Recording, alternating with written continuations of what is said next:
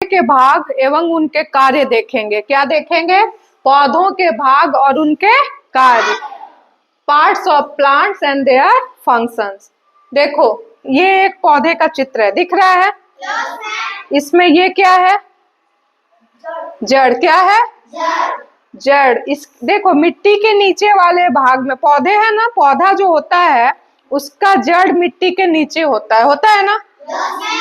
तो ये जड़ मिट्टी के नीचे है, और जो मिट्टी के ऊपर का भाग होता है वो क्या होता है? तना, पत्ती, फल और फूल होता है ना, हर पौधे में पाया जाता है ना। तो देखो आज हम लोग अलग अलग सबके कार्यों को देखेंगे कि जड़ का क्या काम है, तना का क्या काम है और फूल पत्ती का क्या काम है। तो सबसे पहले जड़ पे आते हैं। ये जड़ है, फिगर से समझ में आ रहा है?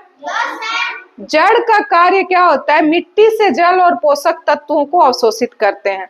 पौधों के लिए पानी आवश्यक है ना, तो कभी भी पौधे को पानी हम कहाँ देते हैं? जमीन में देते हैं।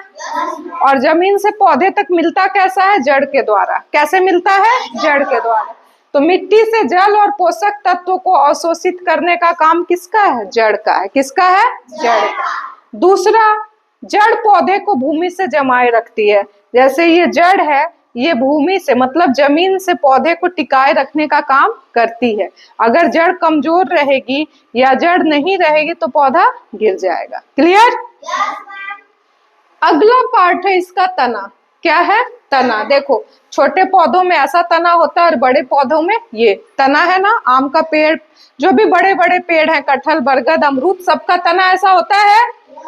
और ये एक सरसों का फिगर, सरसों के पौधे का फिगर है जिसमें देखो तना पतला है। ठीक है? तो तना का काम क्या है? पौधे को सीधा खड़ा रखता है। पौधे को क्या रखता है? सीधा खड़ा रखता है। पौधे की शाखाओं को, मतलब जैसे जो ब्रांचेज हैं, ये पौधे की एक मेन तना है, ये तना मेन है। अब इसके बहुत सारे पार्ट निकले हुए हैं, तो सभी शाखाओं को ये क्या करता है? टहनियों को, शाखाओं को सहारा प्रदान करता है। क्या करता है? सहारा। जड़ द्वारा अवशोषित जल और पोषक तत्वों को पौधे के अन्य भागों तक पहुंचाता है। कौन? तना। जड़ से तो यहाँ से जड़ क्या किया? पानी को अवशोषित किया। पानी को क्या किया? अवशोषित किया, और ये ऊपर दिया पौधे को। अब ये तना क्या करता है? हर भाग में इसको पहुंचाता है। क्लियर? पत्तियों द्वारा बनाए गए भोजन को पौधे के विभिन्न भागों तक पहुंचाता है। पत्तियों में भोजन बनता है ना, उस क्रिया को प्रकाश संश्लेषण कहते हैं, बता चुके हैं। तो प्रकाश संश्लेषण में जो पत्तियों में भोजन बनता है उसको पौधों तक पहुंचाने का काम तना करता है। कौन करता है? तना। ठीक है? जाइलम, फ्लोएम, बहुत सा पार्ट होता है। जब अगली कक्षाओं में जाओगे, बड़े क्लासेस में जाओगे, तो वो तुम लोग पढ़ोगे। ठीक है? अगला पार्ट हम देखते हैं पत्ती। ये लीफ है, पत्ती है, पौधे का एक बहुत इंपॉर्टेंट, बहुत महत्वपूर्ण अंग जिसको कहते हैं पत्ती। पत्तियों का कार्य क्या है? प्रकाश संश्लेषण। मोस्ट इंपॉर्टेंट काम क्या है उसका? प्रकाश संश्लेषण। प्रकाश संश्लेषण फोटोसिंथेसिस में क्या होता है?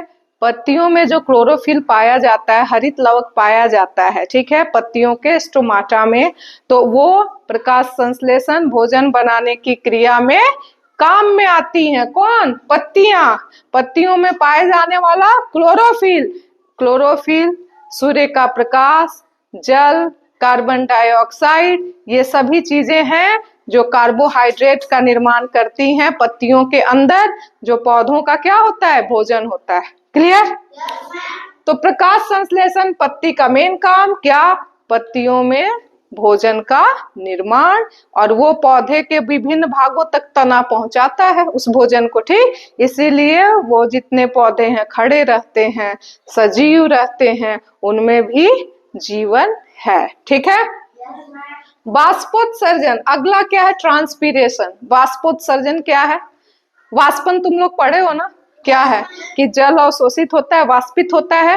ठीक उसी तरह पत्तियों में जो जड़ हमारा जल ले रहा है, ठीक है, तो वो तो नाप तोल के नहीं ले रहा है ना, ज्यादा कम, जितना आप ज्यादा पानी दोगे तो ज्यादा अवशोषित हो रहा है।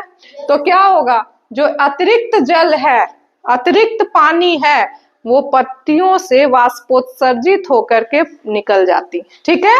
वाष्पोत्सर्जित होकर क्या हो जाती हैं, निकल जाती हैं। इसी क्रिया को ट्रांसपीरेशन कहते हैं। क्या कहते हैं, ट्रांसपीरेशन।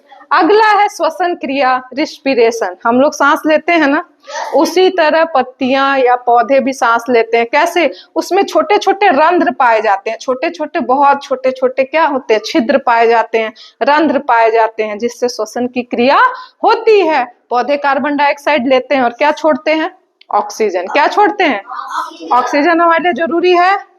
तो ऑक्सीजन देने का काम कौन कर रहा है, पौधा। तो अधिक से अधिक पौधा लगाना चाहिए। गुड। अगला पार्ट आते हैं फूल का, ठीक है। फूल को हम विस्तार से अगले क्लास में देखेंगे, लेकिन देखो फूल का ये जहां से ये पंखुड़ी निकलती है, ये बाह्य दल है। ये क्या है, बाह्य दल। इसको सेपल्स कहते हैं, है ना।